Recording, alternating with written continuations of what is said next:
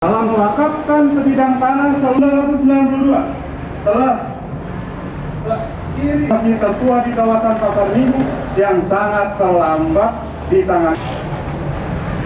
Pada tanggal 8 Agustus 1901, pembentukan yayasan tersebut Samardia Oriana Rosdilan Kota Jakarta yang pusat dengan diperlebarnya pertoba.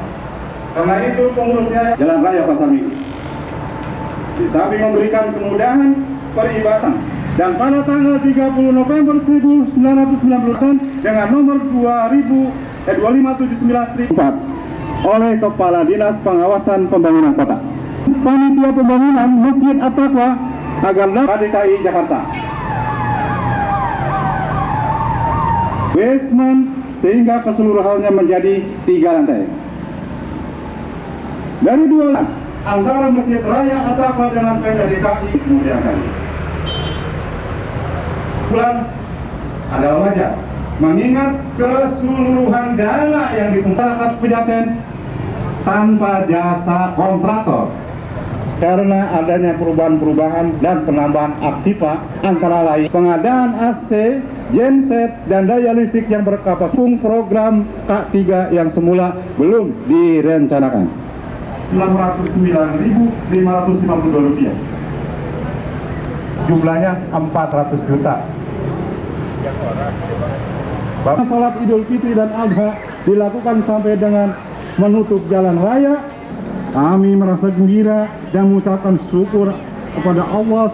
Dapatkah dan mampukah kita menjaga keindahan serta keutuhan berbagai serta kebersamaan sesama pengurus beserta masyarakat atau Yayasan Masjid At-Taqwa telah merencanakan antara lain mengenalkan ajaran agama Islam, diharapkan dapat untuk ruang kerja kantor yayasan, klinik, perpustakaan, KDKI Jakarta, dan seluruh hadirin hadirat yang kami hormati.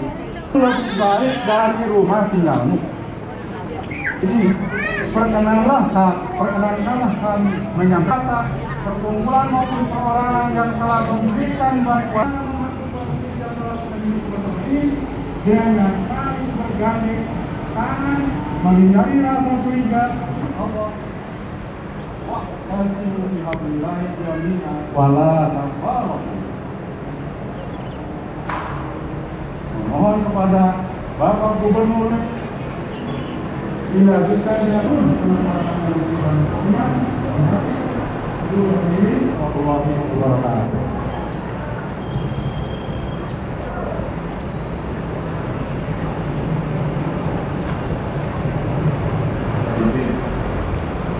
Assalamualaikum warahmatullahi wabarakatuh. Muhammadiyah dan Kesehatan yang kami muliakan para dalam keadaan kita sehat selalu. Pada kesempatan berbahagia ini, izinkan saya mengucapkan selamat kepada masyarakat dan tokoh-tokoh ahli ulama. Di samping merupakan sarana beribadah masyarakat sekitar, diharapkan juga masjid tersebut kerukunan dan keseimbangan dalam memenuhi kebutuhan fisik, materialnya, dan mental spiritualnya. Oleh karena itulah maka Pemda DKI Jakarta berupaya menciptakan iklim bagi pengembangan, keserasian dan pendalaman kehidupan beragama di kalangan masyarakat. Keragaman agama yang ada di Ibu Kota Jakarta merupakan fenomena lain yang menjadi khasanah kekayaan Ibu Kota Jakarta yang kita cintai ini. Beragamnya agama tidak lagi merupakan kendala pembangunan yang sedang kita laksanakan, karena sudah menjadi komitmen umat beragama di Indonesia, khususnya di Jakarta. Kerukunan umat beragama menjadi modal dasar dan utama dalam membangun negara kita yang kita cintai, umat Islam. Cermin dari agama Islam terdapat di dalamnya. Oleh karena itu, pembangunan masjid tentu akan menjadi sia-sia. Berkaitan dengan pendidikan, bahkan juga mungkin dijadikan sebagai pusat fungsi-fungsi idealnya sesuai dengan ajaran Nabi besar Muhammad.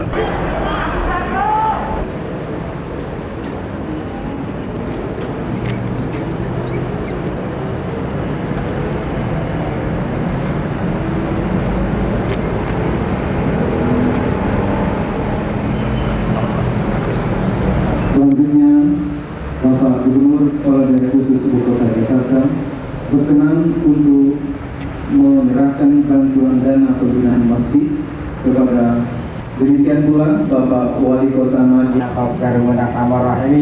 اللهم يسر كل عسير ويجبر كل كيس وعسير ربنا هب لنا من ازواجنا وذرياتنا قرة اعين للمتقين اماما ربنا تقبل منا انك انت السميع العليم وتب علينا انك انت التواب.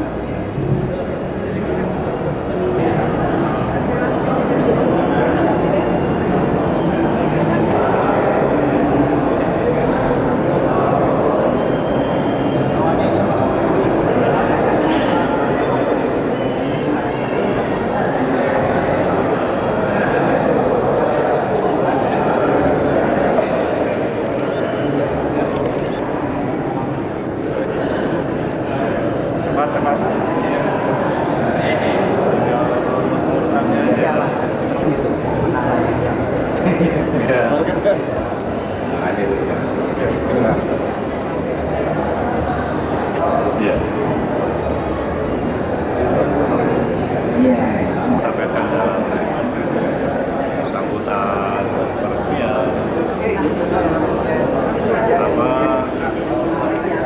ini masjid akan dibangun atas swadaya masyarakat, bagaimana milik masyarakat ini dikelola dengan baik karena ini jadi amanah. Begitu pertama tadi ya kepengurusannya harus terdiri dari orang-orang baik dalam arti kata luas, jadi yang profesional, ada yang mampu bidang manajemen dan tulus, dia mau berkorban dan sebagainya. Katanya amanah iman kepengurusan. Kemudian berikutnya bagaimana memakmurkan masjid ini. Jadi masjid ini harus jadi pusat kegiatan umat Islam di sekitar ini untuk meningkatkan keimanan dan takwa. Keimanan dan ketakwaan itu selalu saya mengatakan merupakan modal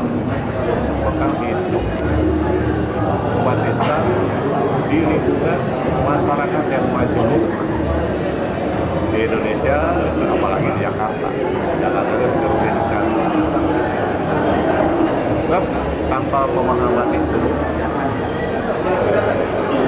bisa saja kita menjadi sempit. Kita harus duduk dimakmurkan dalam arti kata bagaimana melalui masjid ini kualitas umat Islam meningkat. Saya sudah sejak lama ya, saya dulu di Kodam, misalnya berkeyakinan bahwa apabila umat Islam memahami ajaran Islam yang baik dan benar secara mendalam, itu Jakarta ini akan hebat sekali. Kita kaitkan dengan pidato Presiden tentang gejolak sosial yang DKI sendiri. Nah ini makanya saya sedang menjelaskan itu, ya sedang menjelaskan itu. Jadi kalimatnya Islam itu rahmatan lil alamin. Apa artinya? Artinya dia memberi rahmat pada seluruh makhluk, bukan hanya pada umat Islam. Ya, bukan hanya pada umat Islam, kepada sekitarnya. Gitu loh. Dan ini pemahaman itu ya mendasar ini rahmatan lil alamin. Kalau tidak, tadi akan jadi sempit. Akan jadi wah itu orang lain bukan apa ini jadi oleh sebab itu tadi ada tanya tentang apa presiden itu jabaran, saya menjabarkannya itu bukan hanya sejak ada anjuran Bapak Presiden, sejak lama kita melakukan gimana Berusaha untuk kota Jakarta ya. kemungkinan terjadi gejolak seperti ini di beberapa daerah tidak akan terjadi. Harusnya tidak terjadi dengan catatan tadi kita semua memahami kedudukan dan peran kita dalam masyarakat yang heterogen ini. Itu kan kondisi objektif bangsa. Selain hal tersebut, Kemudian yang ketiga, tadi kan saya katakan kepengurusan, pemakmuran, perawatan dan pemeliharaan. Perawatan pemeliharaan masjid ini kan masjid bagus ini, bagus. Dan saya bangga ya. Kenapa? Karena ini boleh dikatakan swadaya. Saya tahu tadi ada insinyurnya itu yang memberikan ini anak muda ini semua memberikan dedikasinya untuk membangun. Tapi ya tentu harus dipelihara supaya usia pakainya panjang, kemudian jadi kebanggaan masyarakat sekitar. satu lagi kalau Jakarta dan metropolitas yang mengungkapkan ada yang persoalan kesenjangan kita lihat secara konkret ada Pak Presiden mencanangkan kemitraan. Kalau untuk di Jakarta sendiri apakah ini bisa berjalan atau kira-kira perlu terobosan apa? Berjalan dan sedang berjalan sekarang, ya, sedang berjalan. Jadi apa namanya? Saya ingin mengatakan pada saudara bahwa kalau saudara mengikuti 9 sasaran Renstra Pemda DKI itu basically bertumpu kepada untuk mengurangi kesenjangan. Jadi sejak awal kita melihat di Jakarta itu ada kesenjangan dan itu rawan. Kenapa rawan? Ya, akan menimbulkan kecemburuan, akan menimbulkan perasaan. Akibatnya kalau di kipas-kipas orang lain bisa menimbulkan huru hara. Jadi sejak awal kita melihat di Jakarta ada kesenjangan. Lalu kemudian sesungguhnya dari sisi konkret ya, misalnya di kita ada 11 IDT desa tertinggal. Ternyata penghasilan orang-orang IDT di Jakarta masih lebih besar dibanding orang di daerah. Gitu loh. Banyak daerah yang ninjau IDT kita di sini di Jakarta. Lalu mereka mengatakan, masa ini IDT Karena penghasilannya dia lebih besar, tetapi orang itu tidak melihat itu. Dia melihatnya kepada yang di atas. Loh, kok dia lebih banyak lagi gitu loh. Jadi ada gitu loh. Nah, ini harus kita kurangi. Kurangi itu ada dua hal, physically dan psychologically. Physically itu bertahap, memakan waktu lama. Kenapa?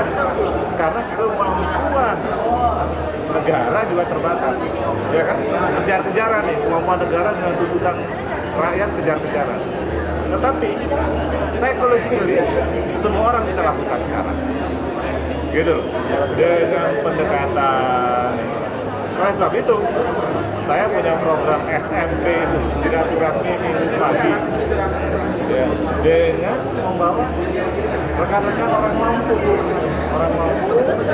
ke tempat-tempat yang perlu mendapat pertolongan, memberikan bantuan di situ, berbaur di situ. Apa artinya? Artinya masyarakat mampu dengan melihat itu kan, oh Jakarta ini masih ada yang harus kita perhatikan. Yang tidak mampu merasa tidak sendirian, ada yang memperhatikan. Psikologi.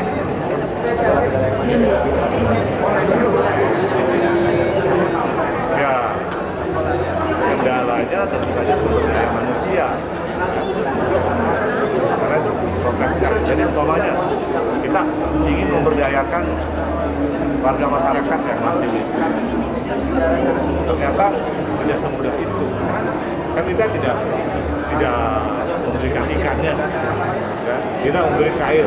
Kail itu macam-macam. Misalnya uang. Uang itu kita berikan sebagai modal. Kalau dia nggak mampu, nggak jalan kan. Nah di situ kita coba untuk meningkatkan sumber daya manusia, memanfaatkan. Di Jakarta ini banyak. Seperti umpamanya kita sekarang sedang mencanangkan warung serba ada. Lalu warung serba ada itu kekurangan tenaga kan. Kita merekrut anak-anak muda.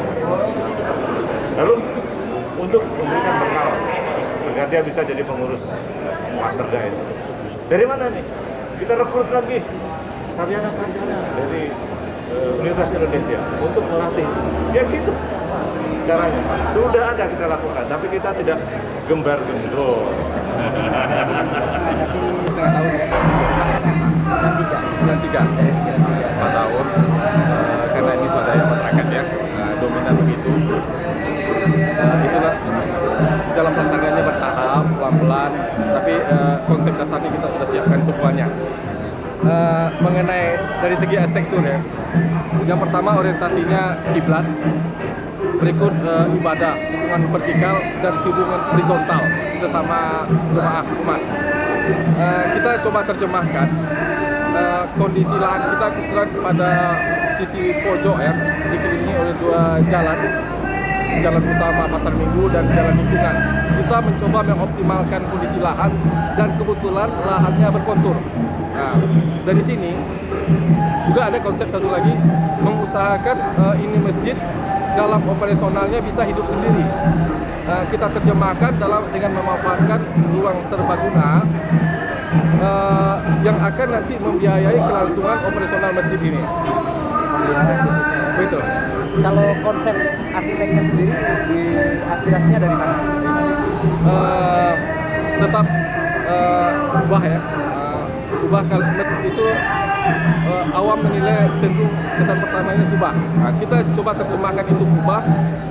Pada ruang masjid juga ada kubah kita tinggikan untuk mengejar kesan ketinggian.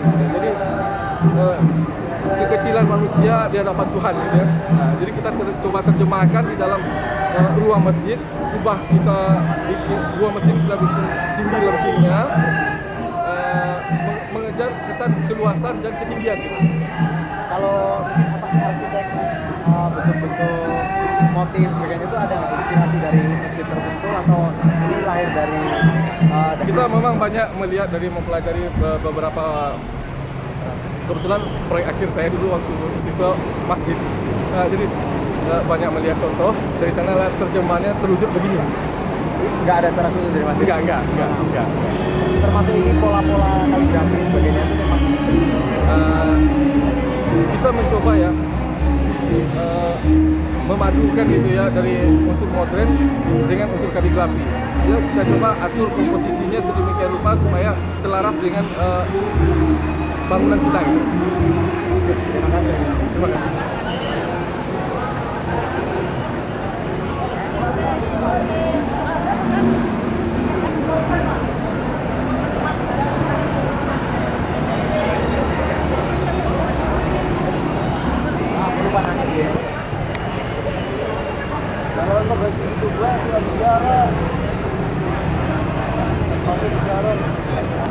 Jadi siapa kita ini?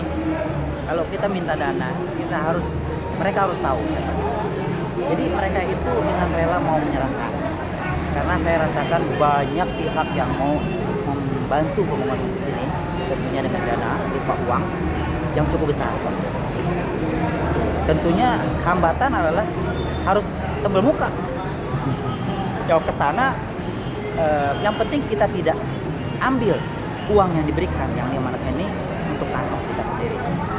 Itu dia. Hambatannya tentu dana yang terbesar. Dan kemudian nanti kira-kira bagaimana upaya untuk memakmurkan masjid sehingga memelihara juga ini agar tetap bagus? Ya, di sini pemeliharaan. Kalau saya lihat, kalau saya serahkan dari masyarakat di sini, barangkali banyak yang belum kenal mana batas kebersihan itu. Di Indonesia terutama ya, batas kebersihan ini kita tidak tahu. Nah, barangkali satu contoh ya,